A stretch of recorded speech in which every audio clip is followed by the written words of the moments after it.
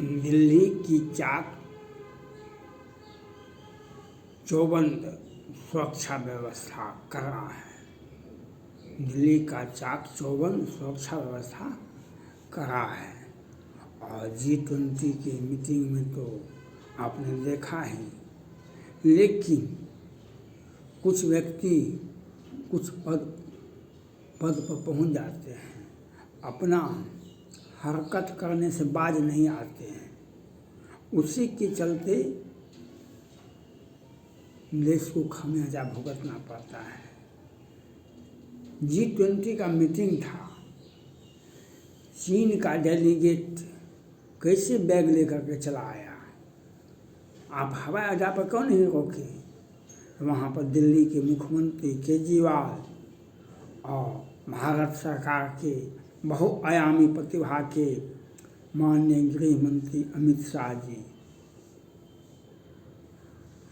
वहाँ Joe Biden साहब के कार में काफिले में गाय का संख्या बढ़ाने के लिए एक प्राइवेट गाय वाले को लिया गया था। वह कितना अशातिर आदमी था।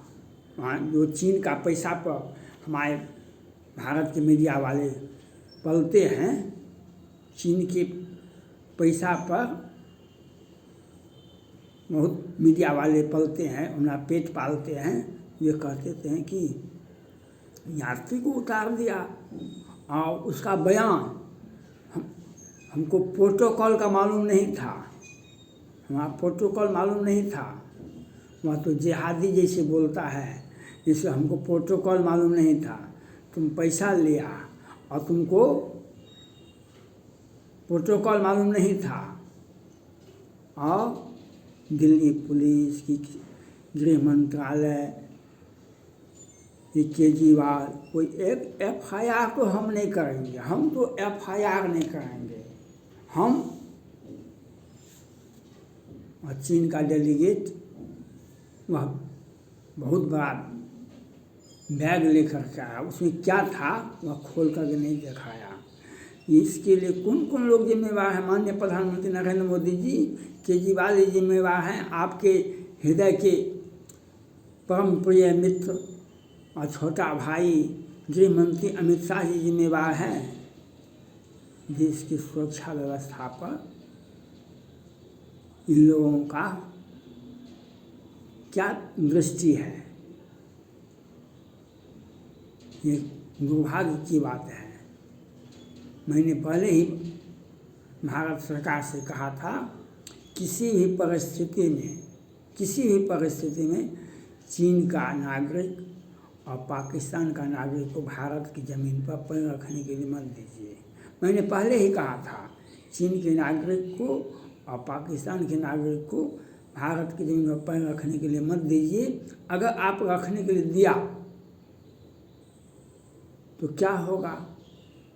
VIP लेकर के आया, बैग लेकर के आया, उसमें वायरस तो हो सकता है, वायरस में तो कोई दिक्कत नहीं है। कोरोना का वायरस, कौन कौन वायरस, ये तो हो सकता है।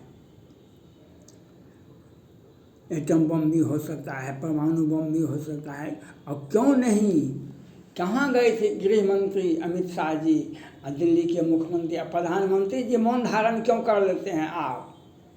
कोई भी आदमी आया, उसका हम सामान को चेक करना का अधिकार नहीं है। कोई किसी को आप निमंत्रण दिए, ठीक है, वह परमाणु बम हथियार लेके चला आएगा?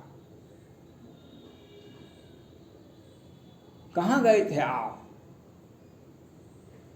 ये गृह मंत्री और केजरीवाल जी और वैसे तो व्यक्तिगत रूप से प्रधानमंत्री जिम्मेवार हैं। आपने गाड़ी वाले को क्या गप किए? अपने आदमी पर FIR नहीं होता है। जो बाइडेन की गाय काफिला में गाड़ी तो था ही उनका अमेरिका का, अब अपना काहे घटिया गाड़ी, अपना घटिया हरकत गृह मंत्री केजरीवाल और व्यवस्थापक मंडली जो था, व्यवस्था करने वाले, इन्होंने अपना काला कारनामा करके दिखा दिया।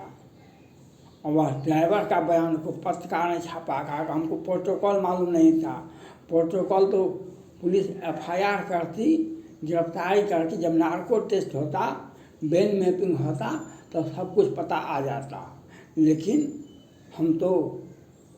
हम एक ही, हम नहीं खाएंगे नहीं खाने देंगे, लेकिन हम सब जगह अपने लोगों को प्रोटेक्शन देते रहेंगे।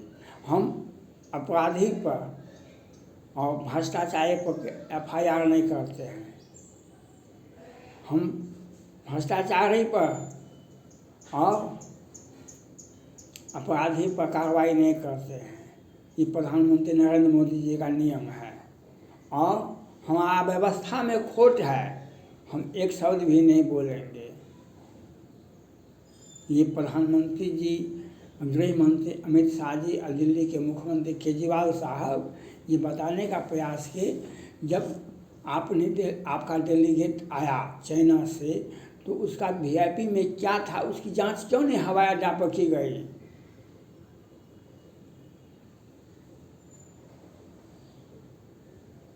वहाँ पर क्यों नहीं की गई? क्यों वह होटल तक आ गया और वह क्यों नहीं दिखाया? इसमें प्रधानमंत्री, गृह मंत्री और केजरीवाल के मुख्यमंत्री जी का जिम्मेवारी है। काफिला जो बाइडेन साहब के, अमेरिका के राष्ट्रपति जो बाइडेन साहब के काफिले में आपने गाय का मैनेजमेंट किया, गाय की लंबी श्रृंखला 5 किलोमीटर तक होनी चाहिए थी, तो गाय वाली व्यवस्था तो आप किए थे, वह उसको प्रोटोकॉल ज्ञान नहीं था, तो आप कैसे लिए थे उसका? अब उसको प्रोटोकॉल वह पढ़ा लिखा नहीं था, उसको लिए थे कैसे? वह तो केरला में आतंकवादी जिहादी पकड़ा गया, आकर हमको मालूम, हम पढ़ा लिखा नहीं है, हम इसीलिए कहीं एक तक पेशाब कर दिए, हम गलत हरकत कर, हम पेशाब अपने घर में काहे नहीं कर दिया? आप वो केजरीवाल जी को बदनामी करते हैं, गृह मंत्री अमित शाह जी और माननीय प्रधानमंत्री नरेंद्र मोदी जी। आप व्यक्तिगत रूप से जिम्मेवार हैं।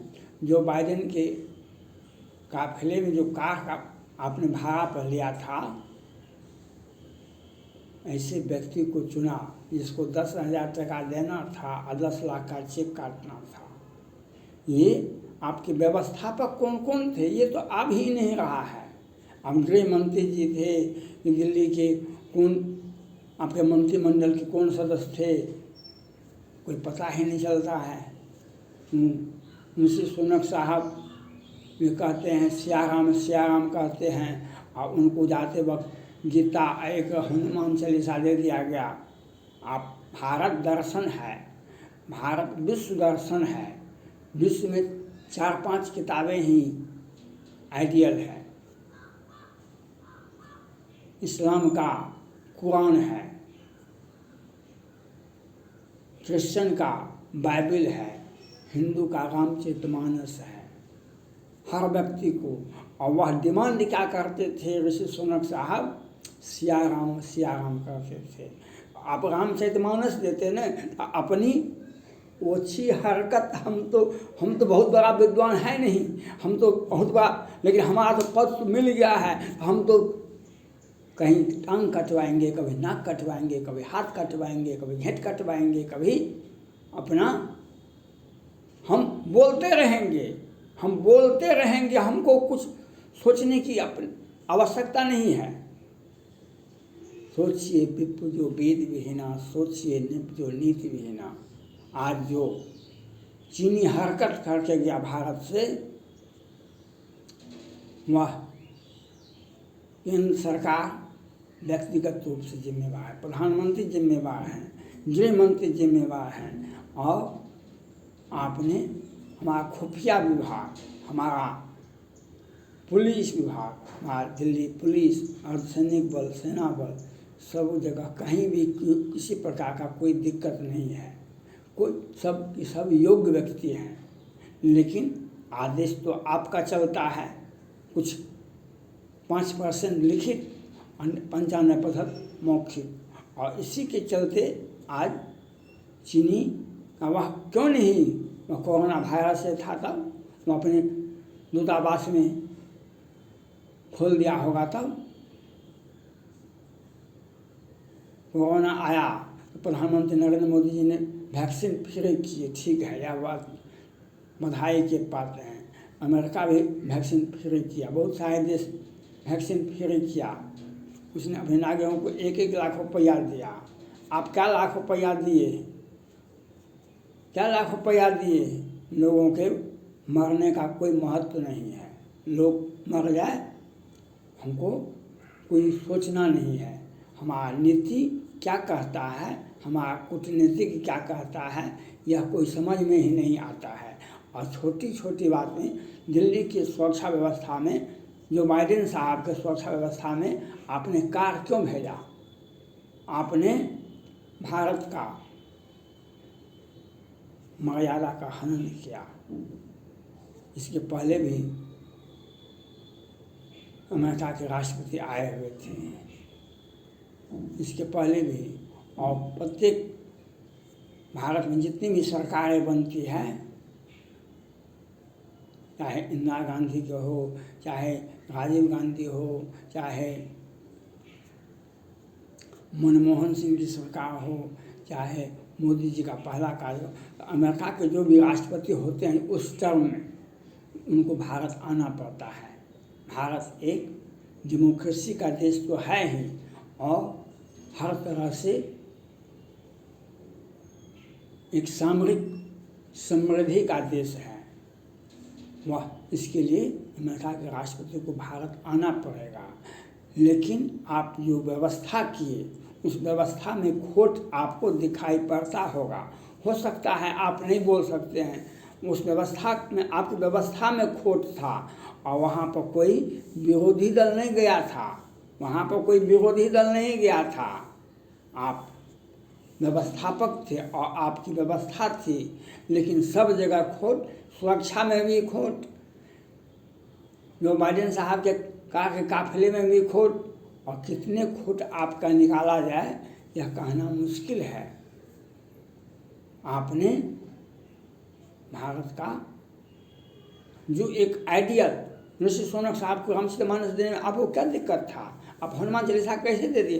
तुलसीदास जी 12 ग्रंथ लिखे थे, तुलसीदास जी 12 ग्रंथ, वो पहला ग्रंथ है, छोटा ग्रंथ है, जो 10 वर्ष के 15 वर्ष के बच्चे को पढ़ने का, हनुमान चालीसा। भूत बच्चे में जो भय था, आज से 100 वर्ष पहले, वह भय को दूर करने के लिए तुलसीदास जी ने भूत प्रेत निकट नहीं आवे, हनुमान जब नाम सुनावे, तब वे बोले थे।